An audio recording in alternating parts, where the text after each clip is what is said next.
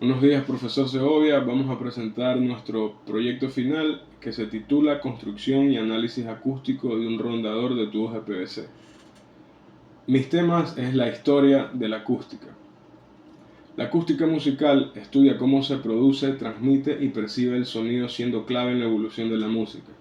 Desde la antigua Grecia hasta la actualidad ha influido en la creación de instrumentos, las teorías musicales y la producción moderna. Pero, ¿cómo surgió esta disciplina y cómo ha transformado la manera en que hacemos música? Empezando desde la antigua Grecia, la idea que ellos tenían del sonido es que está conectado con las matemáticas. Nació con Pitágoras, quien descubrió que la octava y otras consonancias se basan en proporciones simples. Por ejemplo, una cuerda que vibra la mitad de su longitud produce una octava más alta.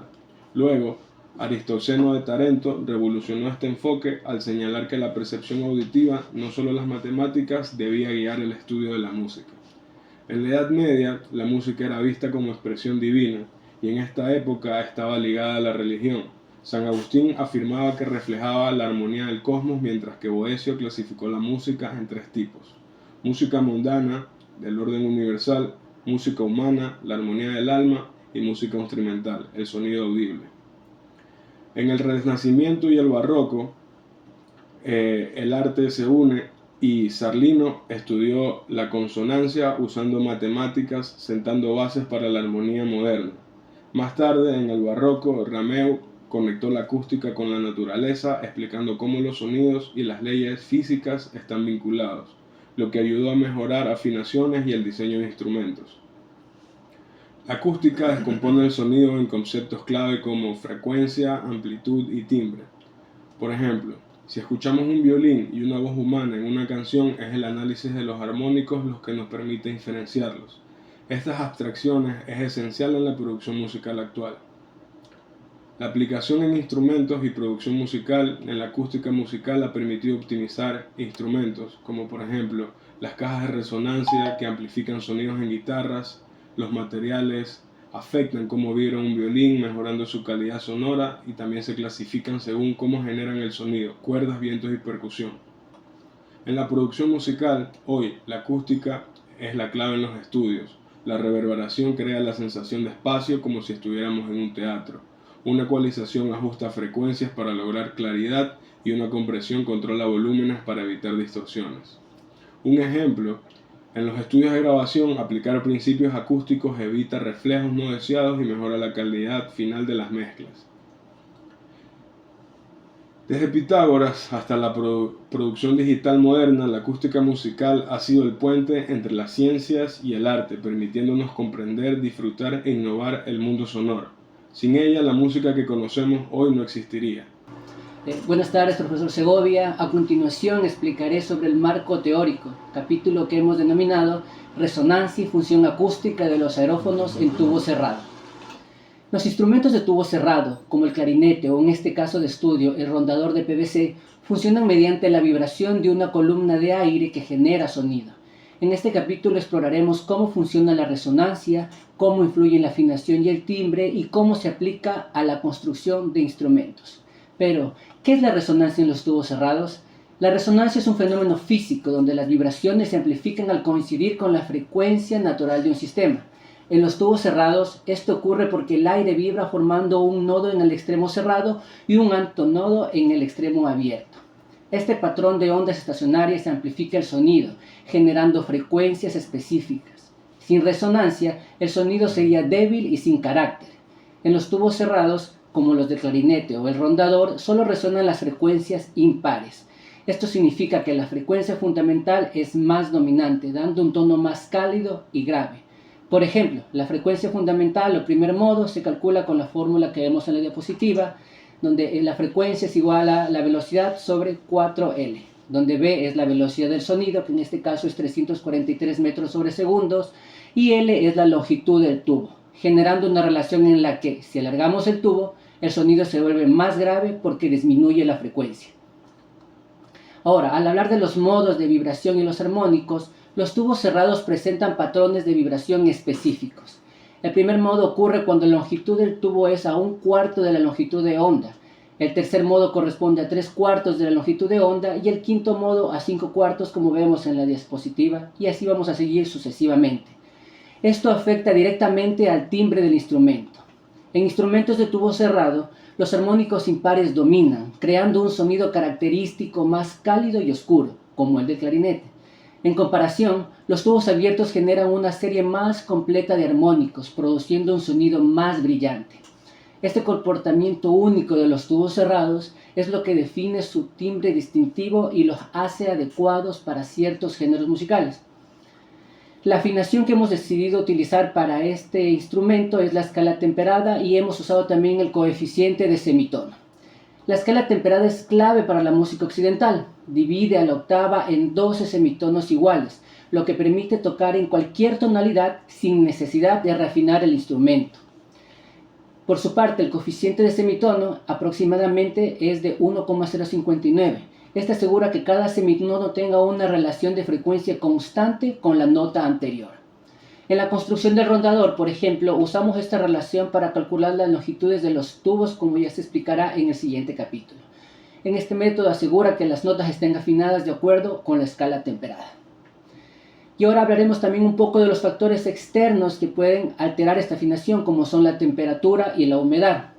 La resonancia y la afinación también dependen de factores externos como la temperatura y la humedad. Cuando la temperatura aumenta, la velocidad del sonido en el aire también lo hace. Esto afecta directamente las frecuencias de resonancia. Por ejemplo, en un día cálido, los tubos pueden sonar ligeramente más agudos. La humedad también influye, ya que cambia la densidad del aire y puede afectar los materiales del instrumento. En instrumentos como el rondador de PVC es importante considerar estos factores para mantener una afinación estable.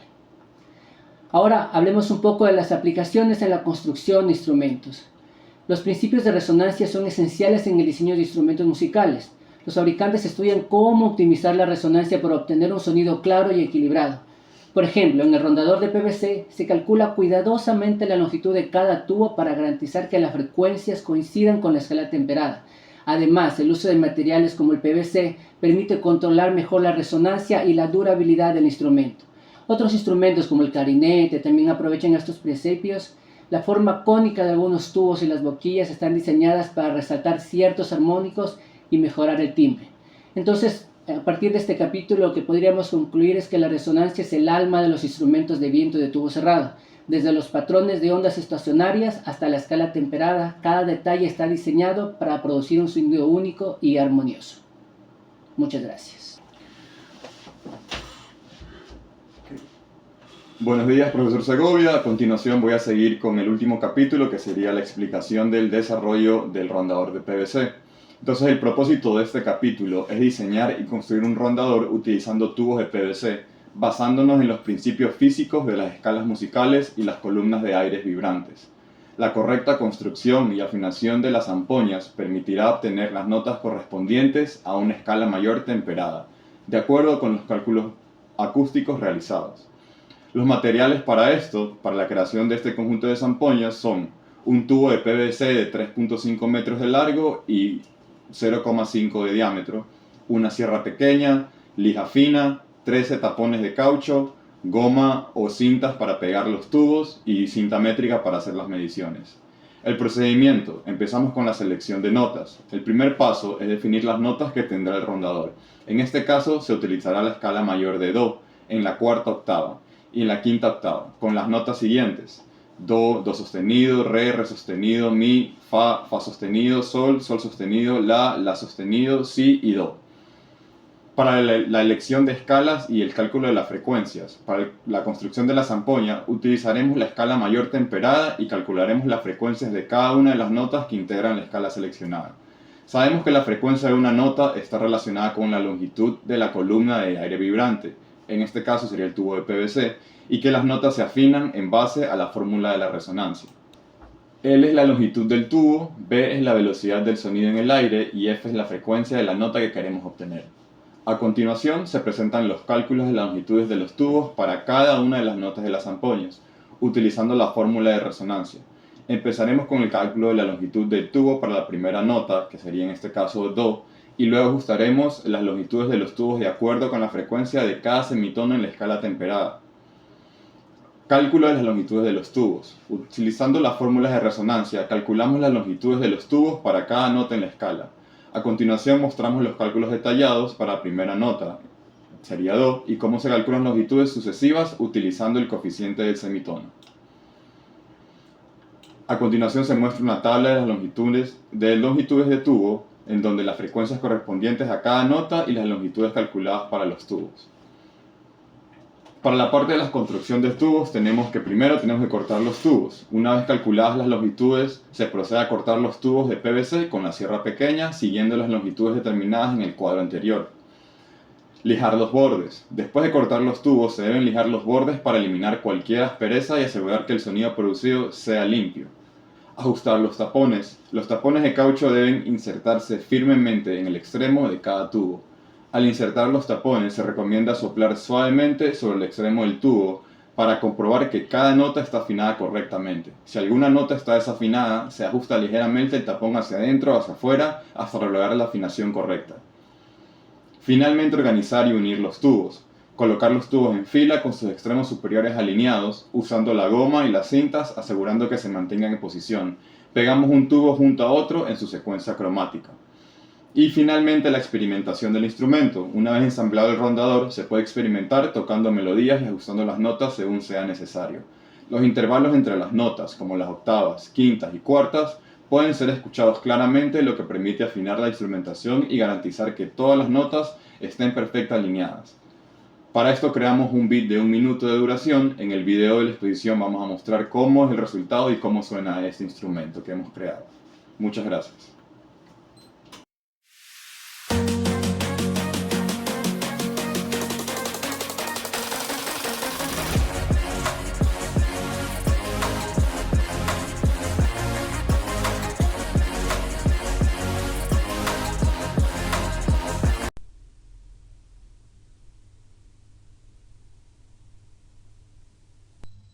Aproximadamente 30 cents es el intervalo acústico mínimo que permite diferenciar un oído humano. ¿Qué frecuencia en hercios está un intervalo de 30 cents para una frecuencia de 440 Hz y a 2 kHz? El intervalo acústico mínimo que podemos diferenciar en realidad es la resolución frecuencial que tiene nuestro oído para distinguir en la percepción de dos notas musicales de frecuencias distintas. Pues bien, lo que está preguntando es cuántos hercios de diferencia suponen esos 30 cents en dos frecuencias distintas que son 440 Hz y 2 kHz. La estrategia que propongo para resolver este problema es, en primer lugar, transformar ese intervalo acústico que está expresado en cents a un intervalo acústico que esté expresado en proporciones, para seguidamente poder calcular cuál es la frecuencia F2 teniendo en cuenta la frecuencia F1. Vale la pena destacar que en F1 en nuestro caso pues veremos cuánto vale, teniendo en cuenta que es 440 Hz, veremos cuánto vale F2 y el caso en el que F1 es 2 kHz. Pues bien, vamos a separar este problema en una parte A y en una parte B. Empezaremos por la parte A, en la que sabemos cuál es la relación que hay entre el intervalo acústico expresado en cents y el intervalo acústico expresado en proporciones. IA cents es 3.986 por el logaritmo en base 10 de IA en proporciones. Ahora bien, lo que conocemos ahora es que tenemos un intervalo acústico de 30 cents y queremos calcularlo en proporciones, por tanto hay que invertir esta relación. Para ello vamos a pasar dividiendo 3.986 y tenemos IA cents dividido 3.986, que es igual al logaritmo en base 10 de el intervalo acústico en proporciones. Y aquí es sencillo despejar intervalo acústico en proporciones, que será 10 elevado a el intervalo acústico en cents dividido 3.986. Reemplazando el valor de 30 cents, obtenemos que el intervalo acústico en proporciones asociado a 30 cents es 10 elevado a 30 partido 3.986, que es igual a 1,0175. Es un valor bastante pequeño, puesto que únicamente son 30 cents. Comparado con la octava, que son 1.200 cents, pues un valor de relación de intervalo acústico muy pequeño. Vale la pena destacar que un intervalo acústico de 30 cents, en el caso de un La 4 440 Hz, supone una diferencia únicamente de 8 Hz. Mientras que a frecuencias mayores, por ejemplo 2000 Hz, el mismo intervalo acústico en cents pues es mucho mayor, es de 35 Hz. Del funcionamiento de nuestro rondador. Este es el rondador. Empezamos con la nota Do4 y termina su octava superior en el Do5. Cabe tomar en cuenta que, como hemos visto en clases, vamos a utilizar el afinador Tunit y este nos va a marcar también los cents. No hemos llegado a una afinación súper exacta, pero para eso para poder afinar vamos a optar por mover los tapones de caucho. Esto se demostraría de esta manera. Como vemos, ahí está un poco bajo. Para este caso tendríamos que meter un poco más el tampón. Ese es Do, y ahora voy a hacer una prueba con todas las notas.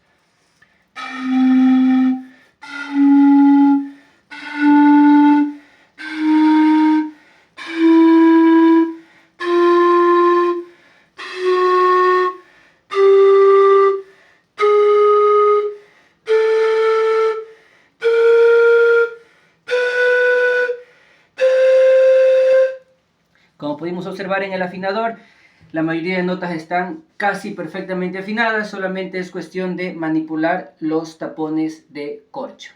Y a continuación vamos a proceder a demostrar con el beat que hemos creado.